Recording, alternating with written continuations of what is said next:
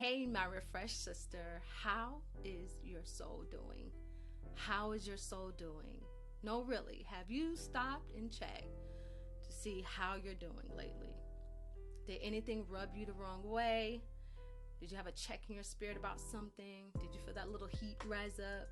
Or are you good? Are you good? You may be good. I don't know. But if you have not checked in with your soul lately, I want you to check in right now. I want you to press pause on this video or this recording, however you're listening to this episode, and go and check in with yourself. Your soul matters. Your soul needs it. You matter. Okay? All right. So if you've paused and you checked in with yourself, good. I pray that God refresh you in that place.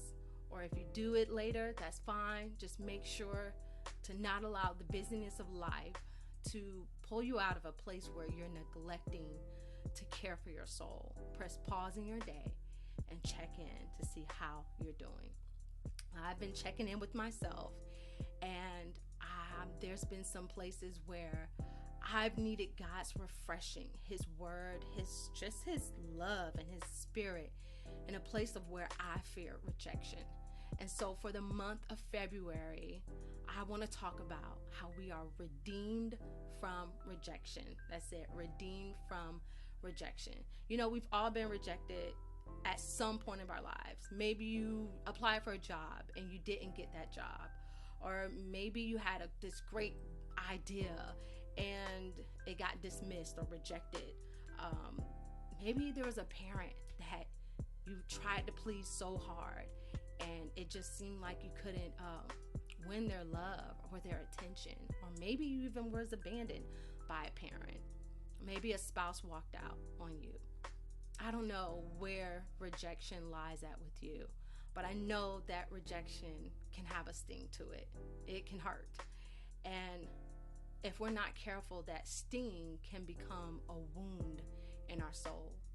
And that wound, where it starts off as, wow, I wasn't enough in that moment. For that moment you're looking at, I wasn't enough. It becomes a wound when we start to believe that we're not enough. I'm not enough in that moment, and it turns into, I'm not enough. So then every moment that you show up to, every new opportunity, every situation in your life, things that you hear said back to you, you're hearing and you're seeing it and you're showing up from the place of, I'm not enough. A wound to our soul is when something has changed the way that we see ourselves. And I don't know if you've adopted the belief about yourself that you're not enough, or you're not wanted, or that you're not worthy. But I know in this month, in February, this series, Redeemed from Rejection, we're here to shatter those lies. And it is going to be a process. But it's a process that I'm willing to do with you together. We can do this together. Usually wounds don't come from one day and they just stay there for one day and they're out the next day. It takes time. And some of these wounds have come from a place of childhood or from early adulthood. And you may be in your late 20s, you may be in your, late 60s. But wherever you're at, it is a process. And we are going to be patient, we are going to be kind, we are going to be gracious, and we're going to be loving to our soul as we allow God to refresh us in this place. Do you know that He understands and sympathizes with you in this weakness, in this place of rejection? Jesus was rejected too, by His family, by loved ones, by His community. So He understands where you're at. Actually, in Hebrews chapter 4, verses 15 through 16, it says, "This high priest of ours understands our weaknesses, for he faced all of the same testings we do, yet he did not sin. So let us come boldly to the throne of our gracious God.